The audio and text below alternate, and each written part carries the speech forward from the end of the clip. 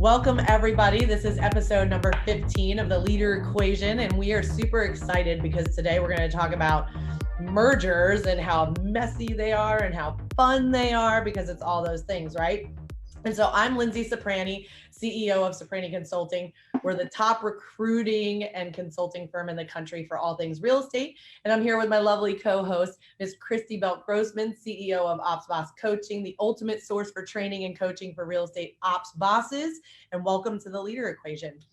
So today, I already kind of told you, but we've got Stephanie Brackett, who is Chief Operations Officer, and Chris Bertinoli, which I could do it more Italian probably, but Chief Revenue Officer, and they are with the Anderson Hicks Group, which used to be Anderson and Hicks, now Anderson and Hicks, right? Yeah. We're going to be talking about all things leadership. So guys, why don't you go ahead and tell us, how did you get in the business? Just give us a little clip of who you are and why you're here today, and then we'll pass it off to Christy. Go ahead.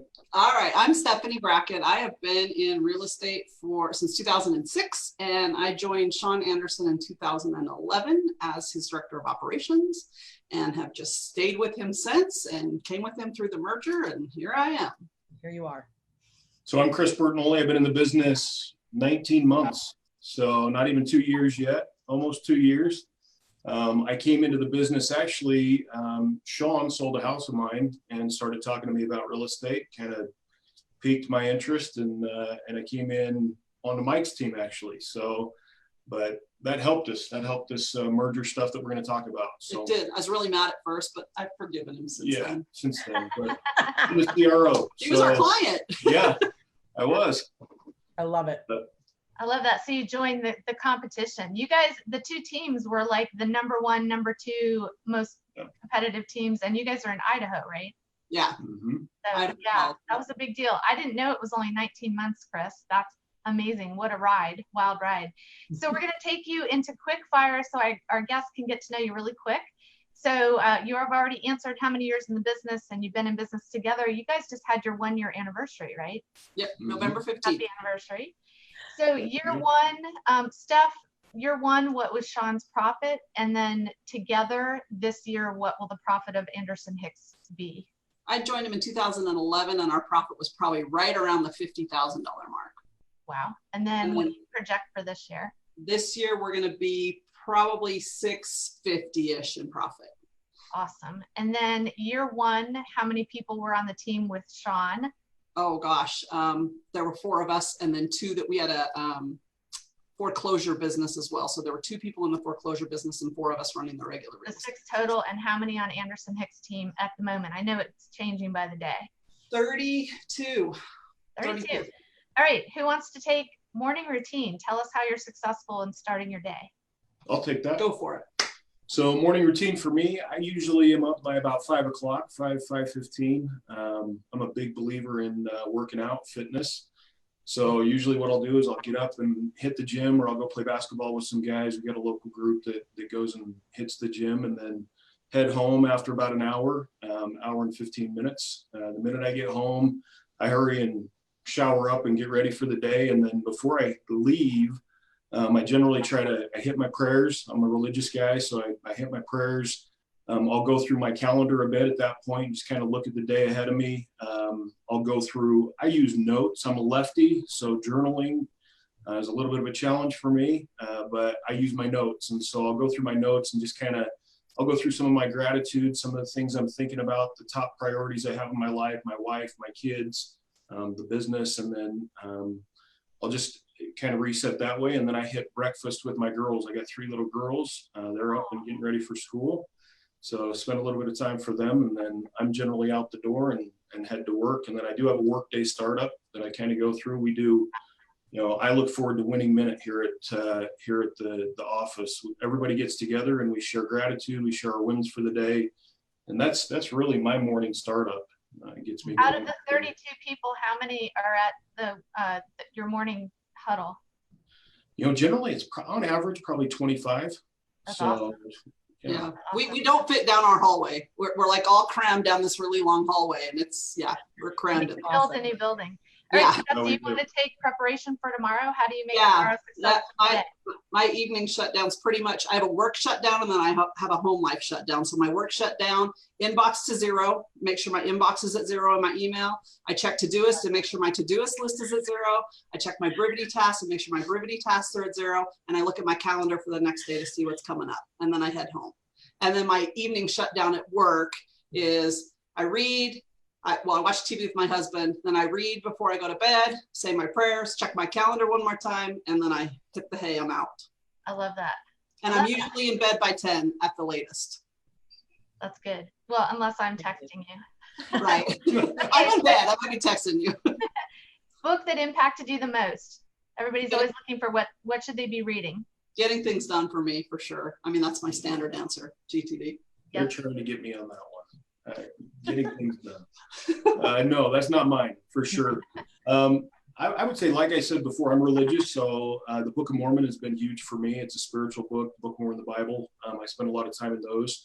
This year, though, I would say the book that's influenced me the most is probably Barefoot to Billionaire. It's the John Huntsman story. Really a cool story if you're interested in reading about how he came to be and how he got to where he was. So cool. Awesome. How many streams of income do each of you have? I have 4. I have 2. You got to catch up, Chris. I know. Final. Well, one of mine's my husband. Does that count? Oh. As long as you're together, I'd say it We counts. are. All right. And final quick fire question is, what is your superpower or what is the other person's superpower? Okay, so Chris's superpower for sure is taking a situation that's absolutely chaotic and figuring out what is causing the chaos and fixing that. Oh. The chaos master. Oh, totally. All I right. can't do that until I have her superpower. She is a master of clarity for me and for people around her. And so, I'll have an issue in my head and I'll say, okay, Steph, I need you to come and help me whiteboard this, and we'll whiteboard it, and she'll help me, disseminate it out and just figure out, okay, this is the one thing we need to go work on. So I love that. amazing. Clarity and Clarity chaos. and chaos. Yeah. That's We're We gonna good. get capes. balance each other. Yeah, we're gonna get capes made for that. Love that. That's super. Okay, so awesome. So if you guys haven't been with us before on our podcast, we're chatting with entrepreneurs. They're shotgun leaders. Today we have 2 shotgun leaders with us, and we're going to talk about what adds to the leadership formula, what subtracts, what divides, and more importantly, what multiplies your results. And so I'm going to turn it back to Lindsay so we can dive into the meat. Yes. And I mean, we're talking mergers, so we're just going to dive into that. And I know everybody's going to want to understand, like, what did the teams look like beforehand? And then when they came together, what did they look like? And what did that look like for you guys? Like, how did that decision happen? So either one of you, if you can take that, that'd be great. Well, I can tell you what Anderson Group looked like, then he can tell you what Hicks Group looked like, and then we'll tell you the story of how we got together. How's that? Good. So Anderson Group had grown from the 4 when I joined them, and we would bounce between 12 and 15 people on our team. And that was for 2016, 17, and 18. We had between 12 and 15 people. We would go 4 agents and 5 agents and 6 agents and 5 agents and 4 agents. And we just kept going back and forth. And so we kind of hit a ceiling, and we were up to, for 3 years in a row, we did right around 325 transactions, 3 years in a row. So, and I can say that the last year of the 325 was the least profitable of the year. So we were profitable in 16. We were very profitable in 17. I think we had about 580,000 in profit on our 325 units. So we were quite profitable. And then in 18, maybe 75 to 80,000, way less profit. And I don't know exactly what caused that. I don't remember exactly why we were so much less profitable. I see that a lot, actually. People kind of stagnate right at that level. And Yeah. your Rainmaker, Sean, was out of production all of those years pretty Totally. much. Correct? Yeah. In 16, he might have been in production for like the first 2 months, but he was basically out of production. Yes. So that's where we were. And we knew we were going to end 18 not being as nearly as profitable as we had the year before. We're talking like 25% less of the profit that we had in previous years. But still profit. Still profit. We were still making money. Yeah. We Just got that Chris, question. who's watching. Somebody said, how did you do Yeah. units Less. and not make profit, but you were Yeah, still we were profit, just not definitely not still profitable. Yeah. I would say I have to think about it because I got paid profit sharing. So I can't say that. I'm trying to think of how much I got in profit sharing. I'm guessing we were still probably in the 15 to 18% profitability. Yeah. On that. Okay. So not horrible, but not And awful. then where was Mike Hicks group, Mike Hicks team? How many did you guys have? Man, it was, I think that when I came in, Mike had just kind of transitioned. His team, some of the leaders on his team had left, and he had some people leave. And so I actually came to his team through the Market Center. They were, as I was interviewing with the Anderson Group, I took a KPA. I did the KPA. And then the Market Center got a hold of that, and they were looking for a team leader. Long story short, they offered me that position. I turned them down, and Mike said, hey, I might need some help. At that point, he had lost people, and he needed somebody to help him with his team and to really kind of rebuild, to take them from where they were and make them more. And so I bought into that. He said, let's go build this thing together. And that's when we jumped on. I don't know what the numbers were. Honestly, I don't know what his profitability looked like. I remember looking at that, and I know he was healthy. His model, it really leaned on him heavily, and so that was what he saw. That he saw, I'm getting a little bit to the point where I want to have an exit plan. I want to have a strategy for my team. That's the one thing I'll say about Mike is he really cares about the people that have helped him get where he is. And so it really worried him and concerned him. How are we going to transition if I have to step out of the business? And Right. So that was where he was. And it was a great time for me to jump in. I was looking for some ownership. And so, yeah, that's where he was. I don't know what the profitability for him was at that point, though. People, though, you guys had about 8 agents, maybe? Yeah, about 8. I think they had about 8 agents, and they had 5 or 6 ops people. Yeah. And Mike still being the top producer and in. So that's yeah. a big difference, right? Like yours was Sean was Yeah. out and Mike being in and the biggest producer on the team. Yes. But, yep. And we had 3 big guns. I mean, he had 3 big guns, 3 really heavy hitters that those 3 guys produced probably 60% of their business in the 3. And then the other 5 or 6 made up the rest, the 40%. Okay, awesome. And so then when you guys started to, consider coming together, what did that look like? Why? What's happening there? Because it's actually a trend that we're seeing in the real estate world right now. And I think it's going to become even bigger and better. And I think people are going to start coming together to do big things. So walk us through the why. Well, it was kind of funny story because like he said, we had interviewed him. And he'd gone all the way to the group interview. I mean, we had done the full KPA thing, life story, motivational, everything. Went to the group interview. We get done, and I'm like, Sean, we have got to have Chris on our team. You've got to make him an offer. So he made him an offer, and Chris turned him down. And I was like, what? He turned him down? And he's like, yeah. And I was like, but I really wanted him on the team. He would have been awesome. And so it kind of went like that. You probably turned us down in November? It was actually September. So he turned us down in September. And so we just were like, okay, I guess we'll just move on. And Sean knew, this is the one thing that we knew. We knew we were missing someone that could hold agents accountable because Sean was trying to do other stuff. He was still so much into the numbers. And that was just never it was never his thing. He didn't like that. He hates the word accountable, so I don't want to use that word. He wanted more visibility. So Sean had a really hard time with that. That's just admittedly Right. So. He'll tell you it wasn't his strong suit. So that's why we were looking at Chris, was like, we need someone that can come in and help these agents grow and learn. Sean can teach them, but then to actually really hold them to what they say they're going to do and move us forward, because we can't get past this 325 number, and we know why. So when he turned us down, I was devastated. I was like, oh, dang it. So 6 months later, I hear through the grapevine that Mike's got some new sales manager. His name's Chris. And I flew into Sean's office, like the door hits the wall, and I'm like, Mike has a new sales manager. His name is Chris. It better freaking not be Bernoulli. And so Sean texted you, right? And it was like totally just, she just texted you. Yeah. Oh no, I called over here and asked what he looked like. I'm like, is Mike's new sales manager bald with a beard? Is he bald with a beard? Like, yeah. So he texted you. Yeah, he did. He texted me and just said, hey, did you jump in? Did you get into this? And I said, yeah, I did. So mad.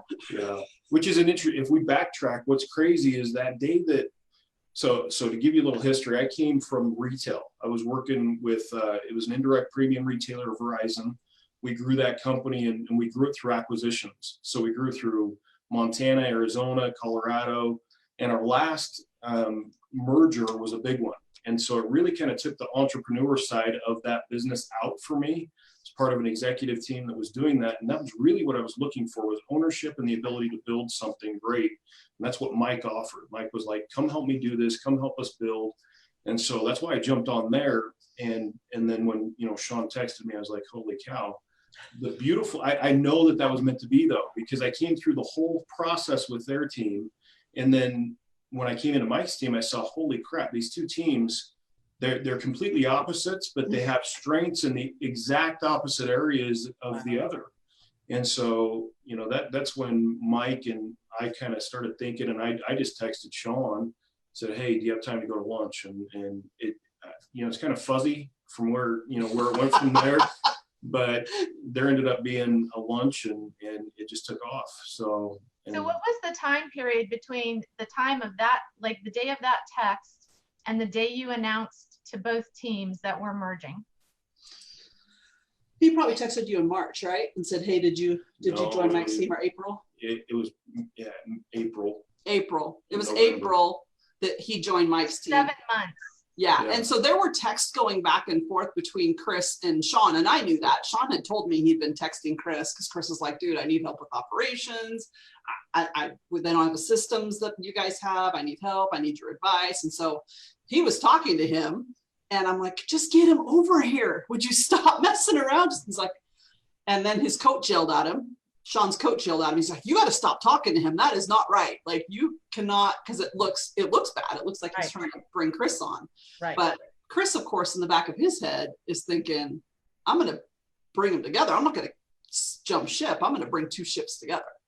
And so, yeah, the initial conversation with the four of us was like August. Yeah. Where all four of us were in a room together. And what was the biggest obstacle to bringing the two teams together? And what was the easiest part of bringing the two teams together? Probably what we spent the most time on was commission splits. Yeah. Because we had very different splits. Yeah. And you got to understand, that's 4 Ds that are sitting in a room that are trying to figure this out. And so it wasn't, the model that Sean's team was running was the pure model. So they were running the MREA. They had a listing guy, the listing agent, buyer agent, specialist, and then buyer specialist. We didn't. We had the ability to list and sell on both sides, and so it was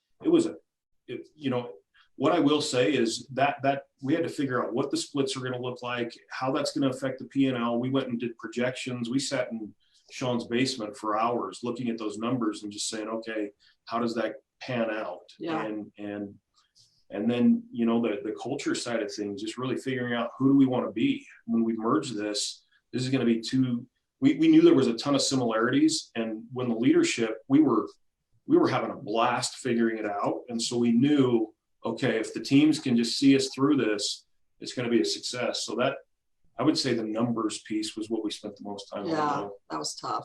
Well, and then that begs the question of, did the teams see you through this? So what did that look like? At first, yeah, they did. We didn't lose a soul until March of the fall. It was 4.5 months before we lost our first agent. And what was the biggest hurdle there in telling them and getting the buy-in, or was it pretty easy? I don't know. Looking back, do you think we did it the right way? I have my doubts about. I'm totally bought in on some of the things we did, and I have my doubts, wondering what if we had done it a different way. But I know what would you for sure do the same? What? Would you for sure do the same? Like, what worked really well, and what are the areas you're like, we could have done this differently?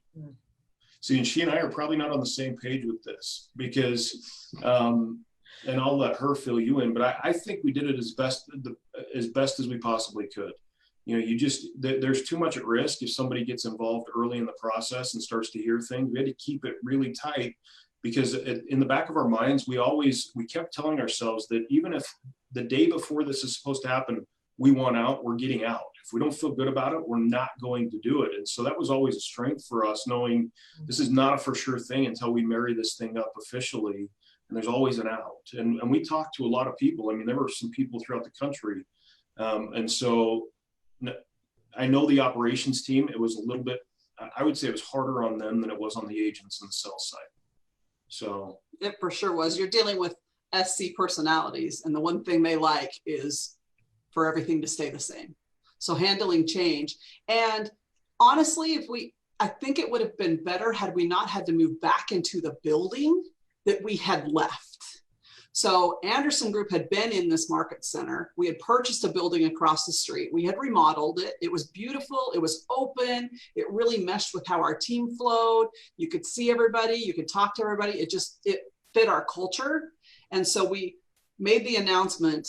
Well, we pulled people in one at a time to tell them. They got in the office, signed a non-disclosure agreement. You can't talk about this till the end of the day, expect to tell everybody else. Oh, wow. Told them what was happening, and then sent them back out to deal with everybody else as we're pulling people in. And by the way, we're merging, and we're moving tomorrow, and we're going back to the market center we left. And yeah, so it was just a lot for the ops people. The agents were kind of like, okay. And I did notice that the Hicks team took it way better because they didn't have to move. They didn't have to pick up and move into a new space. So they were amazingly welcoming, like just awesome when we, because we're basically invading their space. But you said you didn't lose anyone until 4 months later. And then, so it's now been a year. How many of your operations team are still the same, and how many of your sales team are still the same? Ops side, I've only lost 2 people. So I lost a listing coordinator who happened to be Mike's wife. So, and she's an awesome lady, and she was like mama bear to the Hicks group, and she had a lot of different duties. And when we merged, a lot of those got peeled off of her. And I think she kind of just felt like, where do I fit in this? And so, I mean, she didn't do financials anymore. Sean was doing all the financials. There was a lot of stuff that got peeled back. And so she just had a little bit of a struggle with her identity. Like, how do I fit here? And she's an awesome lady. So she did listing coordinator for a little while, and then she just retired, and she's having a blast. So she's amazing. And you have how many, 14 people on your ops team now? 15 including my VA. And then I lost when did Taylor leave? Not till like June. I lost another ops person. She was, so that wasn't necessarily due to the merger. And then what about the agents? How many, did you lose agents? Yeah, we lost, I would say we lost 80% of them. Mm-hmm. But, you know, and what's interesting is the people that we thought were going to be affected most by it were not. And the people that we thought were going to love it didn't. And so, you know, there were a lot of emotions that played into that. There were a lot of agents that were coming from a long time. And so, yeah, I would say most of those agents are doing great on their own, you know, wherever they landed, it just wasn't a fit for them here anymore. And that's fine. We were able to, you know, heavily recruit, and we brought in new agents that have stepped up and taken those places and are running. And we've got a great onboarding program, thanks to, so Sean gets credit for half of that. He was there with me the whole time. All right, we'll give him half credit. So as you guys merged, how did you develop trust? So you walk in, you're pulling them in, sign this NDA, one by one announcing. They're slowly figuring out, holy cannoli, these guys have been talking about this for months and we didn't know. How do you build trust from that point? Well, and I'm sure people were like half like, is everybody getting fired? Like, you know, like there must have been some weird feeling, right? A little bit, maybe. So Mike had 2 ops people that had been with him for a really long time. Nicole actually had been with him since she's 15 years. She was his TC for 15 years, and she's amazing. Like, I would put her up against any other TC in the country. She's just amazing. And so he had her for a really long time. And then Janelle, who actually used to work for Anderson Group. So she was one of our foreclosure people. We had those 2 foreclosure people when I originally joined. Also just amazing, tons of knowledge. She's been in the industry forever. So those 2 ops people on Mike's team actually knew it was going on. about 4 weeks before we announced to everybody. So they were kind of involved. So they helped kind of keep the lid on that type of stuff. So, well, and I think the other thing we did was we planned it heavily. Like, we not only knew, okay, we're announcing it, right after that, we followed it with an offsite. So like, we announced it on Wednesday, and then we announced on Tuesday, moved on Wednesday, offsite Thursday, Friday. Yeah. So it was like Thursday, Friday offsite at Mike's house with the combined teams. And then we talked about, and we opened it up. You know, it was really hey, this is a new team and we don't know what it's supposed to look like. What should the culture here be? And so we had exercises where people broke off and they were talking about, well, I want to work for a company that represents gratitude, that they love gratitude, that, you know, or ownership. And so we allowed them to kind of experience that together and get to know each other through that process. I know that that was part of the glue that helped us, because we put them together right away. And then, you know, they were able to ask some questions. We didn't avoid the hard topics. There were a lot of people that were asking a lot of hard questions. And we, you know, 100% at the end of the day, we thought that was a benefit and a good thing for everybody involved. And it has. What were the hard topics? You said we didn't avoid the hard topics. What were the hard topics? If someone else is about to go through this, and we know there are even larger mergers coming all across the country, what should they be aware of that are going to be the hard topics? Like, why didn't you tell us? Why didn't you trust us enough to tell us what was going on? And we had to be frank with them. Like, we literally, like Chris said before, we could have backed out the day before and said, you know what, this just isn't going to work. And why would we get our team all riled up to just then say, by the way, it's not going to happen? So things like that, like, you know, they felt like we didn't trust them enough to tell them, which that was not the case. Well, and I would say the dynamic that you're going to be dealing with if you're going to do this is both of these teams have been running independent of each other. And in that, you've got people that have been standing up in different roles and doing different things for each of those teams that actually may not exist when you bring them together, right? And so those people that are going to be affected by that are going to fill a void. They're going to feel like, man, maybe I was part of these leadership conversations over here, and now with this merger, I'm not going to be a part of that anymore. So what's my place? And so that conversation is going to be critical to know is coming, and then be ready to have, and also be able to cast a vision for that individual of what this means for them. How are we going to be able to help you to advance in your career goals and in your life goals, so that you do have a place here?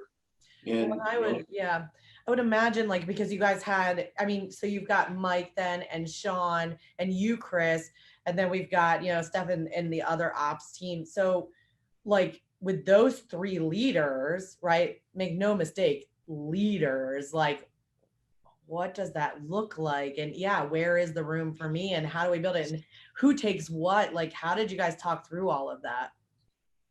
Traction. we use Steph's windows On my kitchen window, and we wrote out responsibilities, and then we assigned people to the roles. One of the things that I think helped the most of anything is we really knew who was going to be doing what before we merged. I had all my operations job descriptions done, I knew, and then I filled those spots with the best person. So people on the Hicks group that were doing a certain job, they did a new job when we moved. So we had moved people around, and people's jobs changed. Like they changed. They really did. But we had that all figured out before. We didn't just say, hey, by the way, we don't know what we're going to do with you. So no asking them to reapply to any of those things or anything like that. It was, this is what you're going to do now. Yeah, this is the position we have for you. We offered, like Haley, she was my TC. She's my daughter. She was my TC, but she didn't like TCing. She did it for 4 years because I asked her to. It was not what she wanted to do. But this created a new position for her. We had finally a spot for marketing. And so we did offer her that job. So that was like an interview type position where we offered it to her, and she decided whether or not she wanted to do that. Awesome.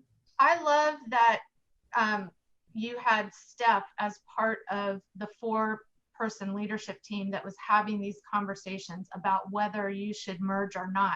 Chris, would you address that in terms of if there are other leaders out here? Because I see a lot of mergers happening where perhaps the two owners are talking, but they either don't have or are not bringing their director of operations or COO into the conversation. How did that change your conversation? What did it add to? I think it's a huge mistake if they're not doing that. You're setting yourself up for failure. Not only did we have Steph there, it was invaluable input to get from her because that was her team, and that was she understands that dynamic. You know, I mean, not only did we drop that on Steph, we said, okay, not only that, but we're going to take it. We both were running on different systems. They were using Top Producer and Sync, and we were using Seize the Market, and not very well at that. But and then we said we're just gonna jump into a whole new platform and use Brivity, right? And so there was this element, but I would say her ability to take and listen to the conversation and then add value to the conversation, ask other questions, and then bring other themes that maybe we weren't even thinking about, stuff that didn't even hit our radar.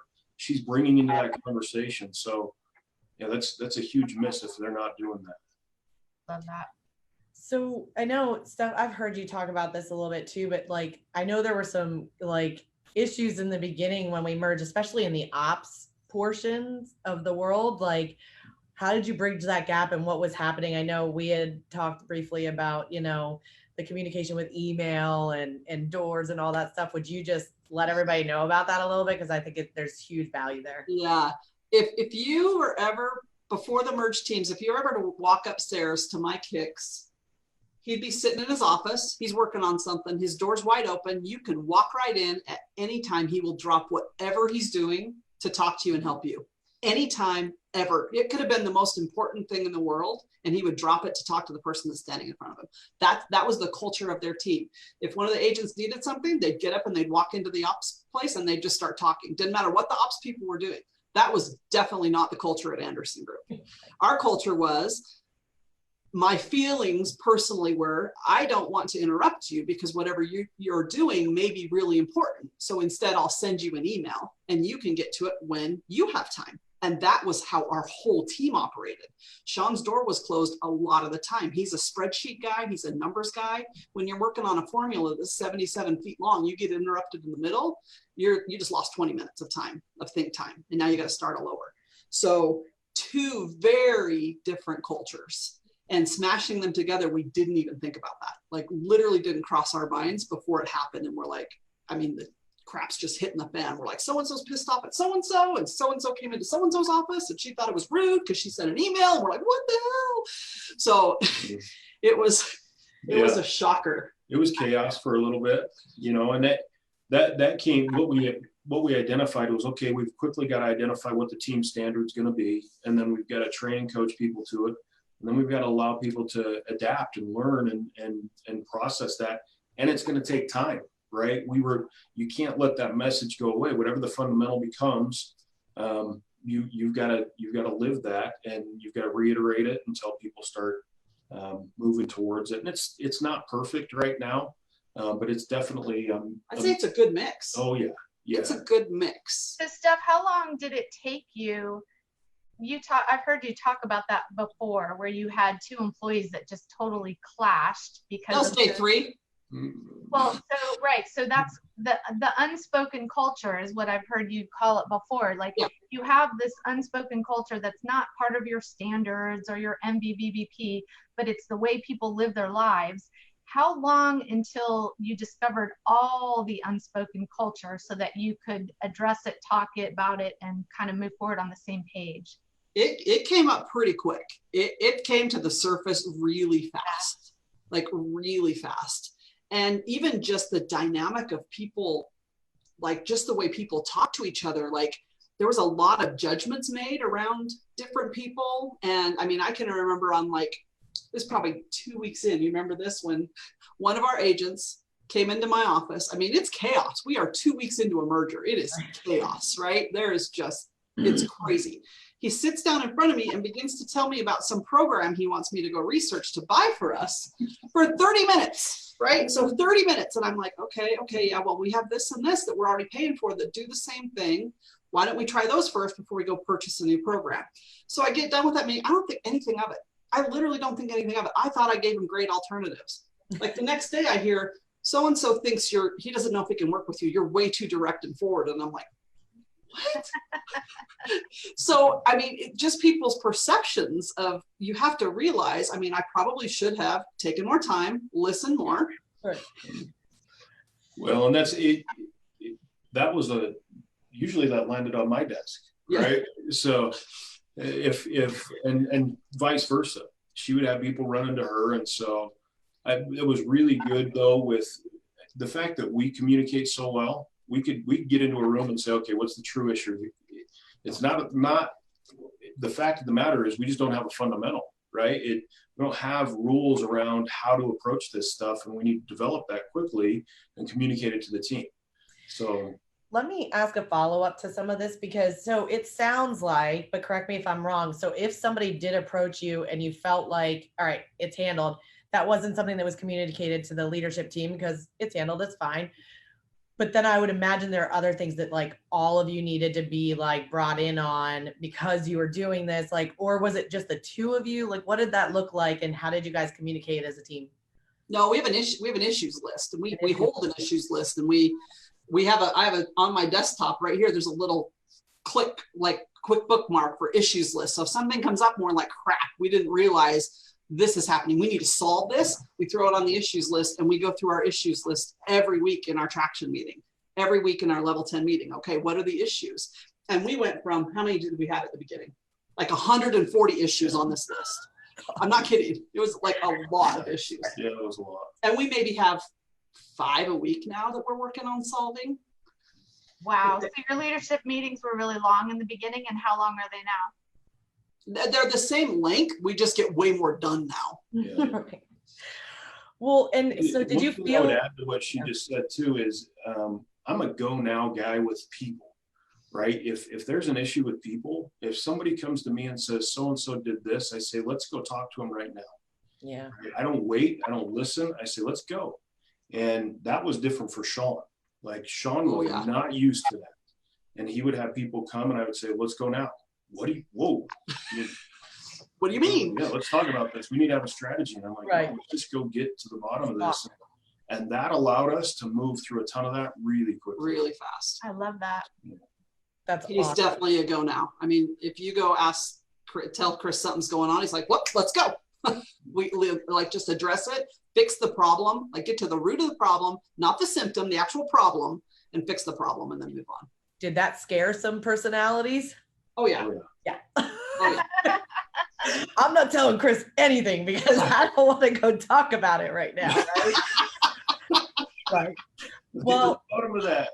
Man, but that's I think one of those things that leadership doesn't do well. And even if we look at a market center, like I think a lot of times people have a really hard time just communicating with leadership, like, hey, I had this conversation, you should know about it. And figuring out which ones should everybody know about and which ones should they not know about. We're pretty open. I think we pretty much know. I mean, if he's had an issue with one of the agents, he'll come tell me. If I've had an issue with one of the ops people, I'll go tell him. Like we pretty much know what's going on with everybody on the team. We stay in pretty good. And how involved are Sean and Mike with those conversations? If they need to be. Yeah. So you're handling like a lot of it, and then only the highest you're bringing to the leadership meeting. Yeah. Yeah. And what's interesting too is sometimes you'll see them run to those guys.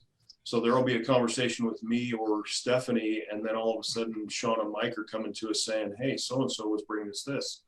I go, oh yeah, Yeah, Mom said no, so I'll go ask Dad. Well, you probably had that when the teams merged too. Sean yeah. said no, I'll ask Mike. Mike said no, I'll ask Sean. So how did you handle that?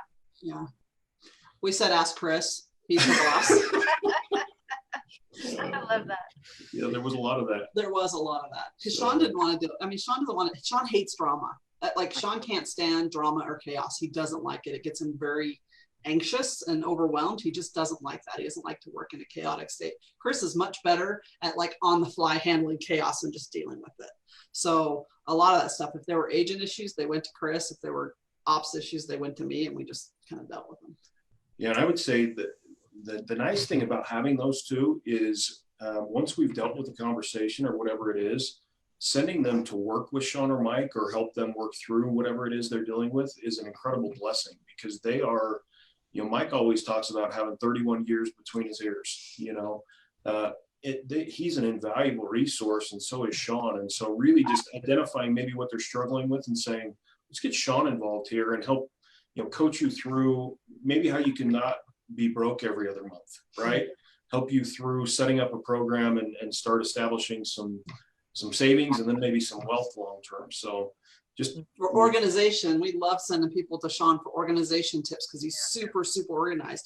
We love sending them to Mike for like business strategy tips. Like, how do I figure out a really doable goal? And then what do I need to do to go get that? Those guys are awesome for that stuff. I love that. I feel like you guys have leveraged the strengths of every single person in your organization to the nth degree, as opposed to when you were smaller, it was harder to scale to that because people had to be in roles that weren't necessarily their strongest role. Absolutely. And that's a topic of conversation we've had probably 20 times, making sure we have the right people in the right seats on the bus. That's just so amazing. And let's go back to like going into that market center, right? Like your whole team comes back in, and what was the perception in your workplace all of a sudden? Like, what did that look like? I'm going to talk to that because he was here. I was over there. I didn't know what was going on. And so before that even happened, there was this dynamic within, you've got Sean and Mike, who are both 1 and 2.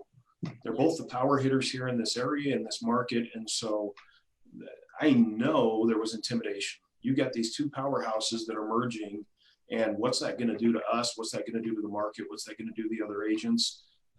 There were also issues within the market center anyways. It was going through just, Mike's an owner in the market center here. So it was a really different dynamic when that went down. And so we've really tried hard to make sure we're managing relationships. There wasn't a team leader in place when it happened.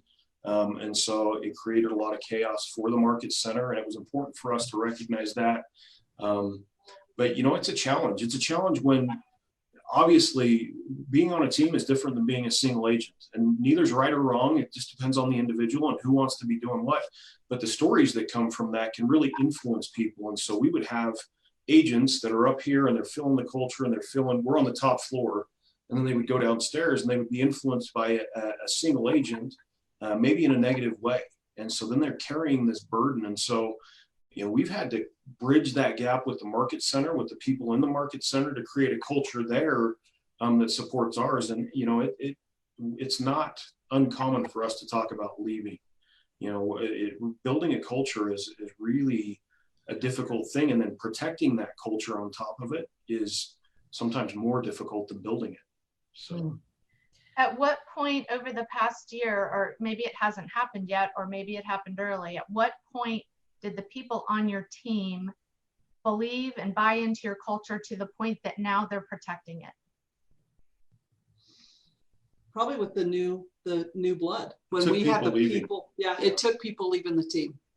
It took the people that did not fit in the new culture to leave and allow us to bring people in to the culture that we had created or were trying to create, that then perpetuated this culture. And so now, I think we flushed them all out. Like, the culture on our team right now is amazing. Well, and I think you had some people that were just kind of sitting on the fence, like, man, I don't know if I want to be all in here, but I really like where this is going. And so by removing those that were completely off the fence and negative about it, it allowed those that were kind of wondering to jump all in as well.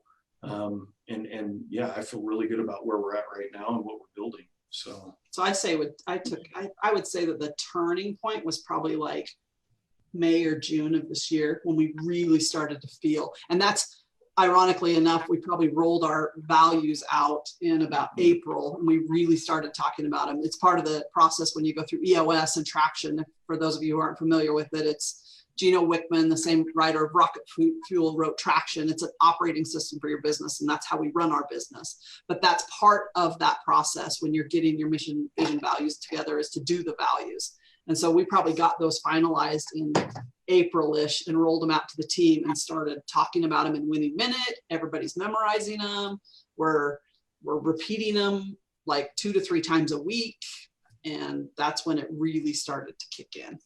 So I don't think you guys have missed a beat either when you think through, transactionally, like how many you're still doing. Walk us through just really quickly, as I'm sure people are thinking that, like, what did the business look like when you guys combined transactionally? And then you guys are on course to do more together, even with 80% turnover in the agent role. I mean, that's huge. Yeah, we'll probably do right around the exact same number. We did 609 last year combined together. And how many did Mike say were lots? He had a one big subdivision last year where he sold about 35 lots. Mhm. And so we're going to end up this year right around 600. We'll be really close to the 600 mark. Mhm. So, and that's with, and not only new to the team agents, new to the real estate industry. We have 12 agents right now, and 7 of them have been in real estate for less than a year.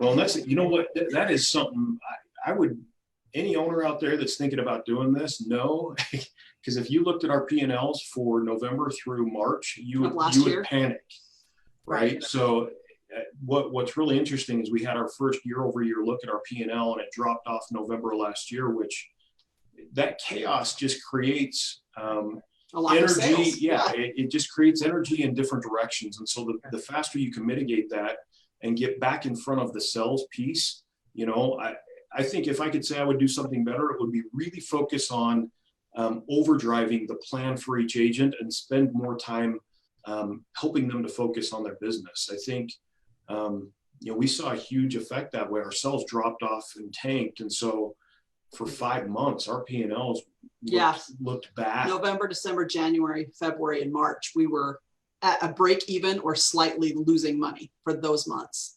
And Mike, we stood in the conference room and Mike wrote 400,000 on the board. And he put it right up there and he's like, I don't want to talk about anything else. I want to talk about this. We need $400,000 in GCI a month. And how are we going to get that? And that was the conversation I think we had in February, and we hit 400,000 in April. Then we hit 500,000 in May. And it's just been very steadily running around the $400,000 to $500,000 mark since then. That's amazing. When you guys merge the team and you're creating new standards for operations, new standards for production, how did people respond to that? And you mentioned it earlier. I know Chris doesn't like the word accountability. That's always a big conversation on whether you're a small team or a big team. Talk about what does that look like on your team and what your kind of your philosophy is there. It's turned into visibility, right? Yeah. I mean, that's what it is. We just made everything visible. Yeah, and that came from retail. That came from where I was. I'm a big time visibility guy and transparency, right? If you're going to be on our team, you can't be afraid of the hard conversations. You can't be afraid of seeing yourself really naked in front of other people, right? Your numbers are going to be right up there, your production, your activities. And that alone will be accountability enough to drive you if you're the right person and if we've hired the right people or brought on. How do you figure that out when you're interviewing? You know, we've skipped a step. We made the mistake of skipping the step. We go through the KPA. We go through that full process, group interview. We check references. We're really asking a lot of questions that help us identify these individuals' core values. And we're really picky. We're getting more picky. You know, this year has been, it's been a cluster at times, just trying to find the right people, but we're gaining momentum now. We can be picky. We've got great people on our team now that we can lean on a little bit while we're picky and go and find the right people. But it's asking those questions. You know, Gary Keller got on stage at Family Reunion. He went through a whole interview process that I loved. And it's really about digging deeper than just, hey, you know, tell me about this last job that you had. It's really digging in. How would you handle this situation? Mm-hmm. And finding out, are they a fit for what we're doing? And like I said, we got 4 drivers on this team. We're not going to fail. We might plow through people, and we've got to be very aware of that. But I think that's the key, is asking the right questions and going through the process. What happens when you put 4 Ds in a room and they butt heads? My head turns really red. He gets red. I think it's only happened like twice, maybe twice. It's got, and I'm under the table texting him. You okay? Breathe. It's okay. It's okay. Yeah, and it's true. You know, I love that though. I think the one thing I'll say about Steph, me, Mike, and Sean is there's a safety that I haven't felt in other places. There's a safety in that group that we all just know. Mike knows, and I think he just knows that we've got his back. Sean knows that, and Steph does. And I know that they've got my back in that, you know, we're all moving towards the same goal and the same outcome. So if there's going to be some some passion and some disagreement. That's a healthy thing, as long as we can come out of that with a solution and move forward together with, no animosity or hurt feelings. Just move forward. Let's walk through that really quickly, because I think a lot of people that listen to this, like, I always tell my team that this isn't a hard or bad conversation. It's a conversation. Don't put the meaning around it. Like, but I'm going to say how I feel right now. Like, is that what that room feels like? Because I could see that too, but does it feel like, hey, let's just say, hey, that made me angry or that frustrated me. Like, that's okay in that room, isn't it? Oh, totally. It's a total safe space. And honestly, there's really no room for ego. And that's one thing we learned early on. There's no room for ego at all. No. When the ego gets in the way, that's when we get in trouble. So I was going to ask you that at the beginning, because you have two owners of the two original teams, both in Gary Keller Mastermind, both very well known in the industry, both very well known on the signs in the marketplace. Did they walk into it with no ego, or did they have to both kind of go, okay, I got to put this aside? Like, I'll let Chris answer that. The winning question. They really did. I think life had prepared them both for this merger, and I think they both were at a point in their career, a point in their business that there was a little bit of humility in both of them that allowed it to happen. I can remember, just having them sitting there and having these conversations. I had heard stories about each of them and how they had felt before the merger. I mean, there was a ton that you would have thought we would have had to work through, and it just didn't have to happen. The egos were gone, and that's really what made this, it work. There aren't egos. There's pride. I'll say there's pride. There's pride in what we do. There's pride in the way we do it. There's pride in what we've built, what they've built, and that's okay. Pride in what you've built is okay, as long as it doesn't come at the expense of the other people you're working with. So. What was the hardest thing you guys have been through? Whether that's during the pre-merger conversations or post-merger. Oh man. I know, because it was all a piece of cake, right? Yeah, it was so easy. Rainbows. So we could do this every year. Yeah. In fact, we're at our year anniversary. Let's do it again. I know, right? Probably for me, letting people go that I loved, that were family. Yeah. Why you gotta go do this? You too? He cries too. I'm a sympathetic crier. He'll cry. Yeah, don't be doing this. Yeah, we're not going here. Yeah. Now the question is, do Sean and Mike like the crying too? Do they join in? No. No. My goal in life is to make Sean cry. That I will be able to quit my job. You get Sean and Mike on this show and we will make Sean cry. He can't. He doesn't know how. You know what though? He's getting softer. He is. He is a little. He actually got a little verklempt. That. Yeah, you can hear something catching his throat. But yeah. no tears flow. I think his tear ducts are broken. Mike does tear up. I've seen Mike tear up a couple of times. But that was the hardest for me. I don't know. Mike tears up every time someone shakes his hand and makes the promise. Yeah. That is so true. Actually, he probably did tear up when my ops team kicked the ISA's butts in a promise off. Yeah, that wasn't good. I think Mike probably teared up a little bit. Yeah. That's awesome.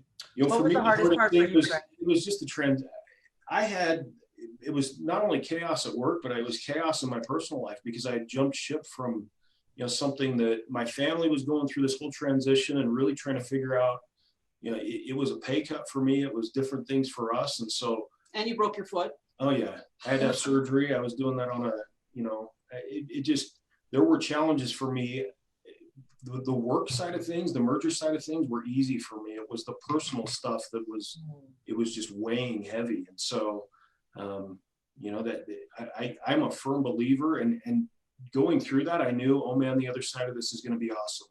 Right. So just fight through. That's when you learn, that's when you grow the most. And so, to be on the other side of it a year out, holy crap. It's, we sat together as a leadership team, preparing for our offsite this year. And we shared some of the things that we've gone through. And it was amazing just to think back that it feels like it was just a short period of time, even though while we were living it, it was hell some days.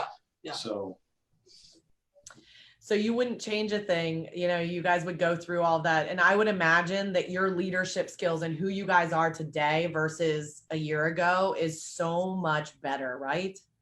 Totally. Yeah. Totally. Yep. How are you different? What's different about you? What have you learned and what are you doing differently now? I learned a lot about humility. I learned a lot about that it's okay for me not to always be right, or not to always be the best at something, or not to always be first one done at something. I've learned to let my ops people take a lot more of a leadership role, and I'm seeing some amazing things out of them. Like, just, I had one that had a typed up proposal for me the other day. She typed up a proposal. I need to talk to you about it. And she wants to increase referrals to the team, for the whole ops team.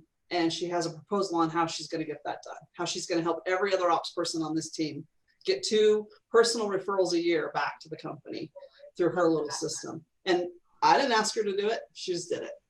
That's so awesome. Things like that for me. Yeah, I would say for me, I'm definitely more patient. You know, before I came into this gig, I was pretty, and that's probably hard for you to hear. I probably don't feel very. I like to run really fast. I like to run with them. Yeah, she does too.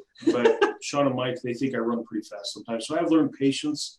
You know, I would say I've learned a ton more about the industry. That's been a challenge for us, because I didn't go through. You know, when somebody would say bold, I was like, what's that?